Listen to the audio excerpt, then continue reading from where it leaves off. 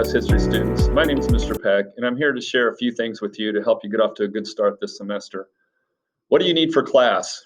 In this new environment that we're in, whether you're hybrid, whether you're virtual, or whether we have to go distance learning, it's going to be so important that you have devices with internet access.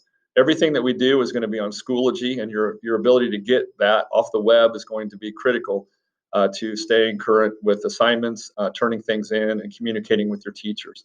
Also, besides having good internet access, having a good, quiet place to study, whether you're at home, doing online learning, or on the blended days when you're at home, that's going to be critical to your success. As well as things that you're going to need for school, you should know that we're going to focus on 6 historical thinking skills this year in the U.S. history classrooms. These are things that will help you be successful in the future, whether you go to college, take the AP exam, or just to be a critical thinker throughout life. The first one, how do we put historical events into context? That's number 1. Number 2 is, why do things happen? Cause and effect. That will be number 2. Number 3, we will be looking at writing good thesis for each of these historical questions. The 4th historical thinking skill is going to be continuity and change over time. How much do things change and how little do things change in history? Number 5 will be turning points in history. What are considered the big turning points in history? Those things that happen before and after. And then, of course, number 6 will be synthesis. How do we compare things that happen in the past with things that happen either in the current day or in other times in history? So those 6 critical thinking skills will be something that happens throughout the course of the semester, and we'll be practicing those and getting better at those all the way through our U.S. history class. So, and then finally, how to be successful in the history classroom and our expectations, more importantly, our expectations. One, that you are an active learner, that you take an active role in your learning, that you have good time management skills, good organizational skills, that you stay on top of things, and that you make school your job. Every day you get up and you get ready to go to work, you punch the clock, you do your history assignments, and you dedicate a certain amount of time to do those well. And then the second thing would be always be an advocate for yourself. Ask questions, communicate with your teacher, contribute to discussions online and in class, and make sure that you are taking the opportunity to be in charge of your learning. So those are some key things. Again, I'm Mr. Peck. I look forward to seeing you all face to face, whatever format that is. And hopefully we'll get back to normal as soon as we can. Thanks.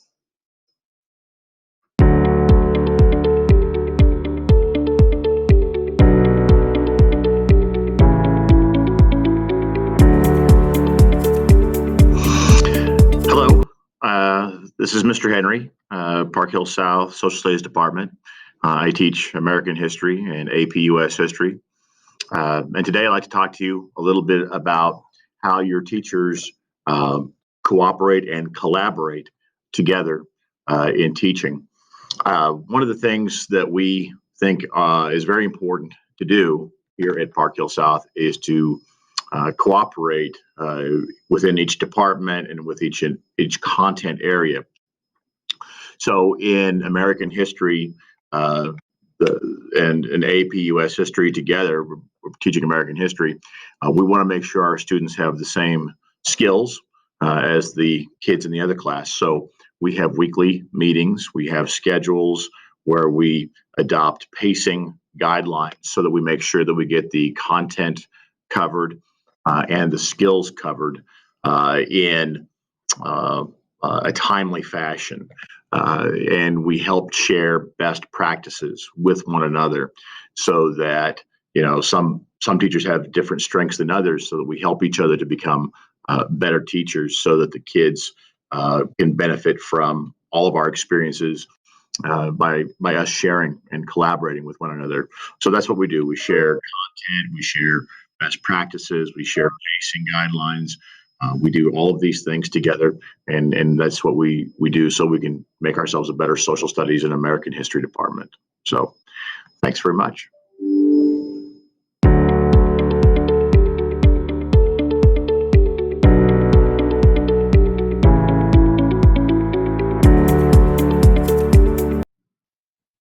Hey everybody, it's Mrs. Matson. I'm here to help you better prepare yourself for studying for an American history class or an APUSH class, and they're both going to be pretty similar. You need to do 5 things. Get organized, make sure you know where all your things are at. 2, make sure you're aware of the deadlines. Put those into a phone or an Outlook calendar, set up some reminders. 3, take notes. Make sure you either house your notes in OneNote or on paper, whatever your teacher wants you to do, make sure you do that. 3, use the resources inside of the course to help you. There are supplemental resources, there are added tools that will help you before an assessment. Use those. Also, 5, advocate for yourself. This is going to be a huge semester where you're going to have to step up and say, hey, I don't understand this. Can you help me?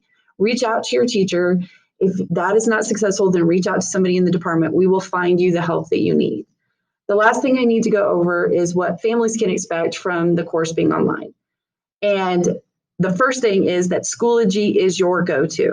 That is the location where everything is going to be housed, except for the final grades, which are in Infinite Campus. So at the beginning of each course, there should be a checklist, or at the beginning of each unit, a checklist that you can use to make sure that your student is turning everything in. I would print it out and I would go through it. If you need help finding how to access Schoology or Infinite Campus, they are under the Parent Resource tab inside the Park Hill District website. And you can sign up and get access to both. Also, missing assignments, make sure you're checking your students' grades multiple times a week. And if they're missing something, then it's really easy to go back into Schoology and find those assignments. We just want you to be successful. Thanks.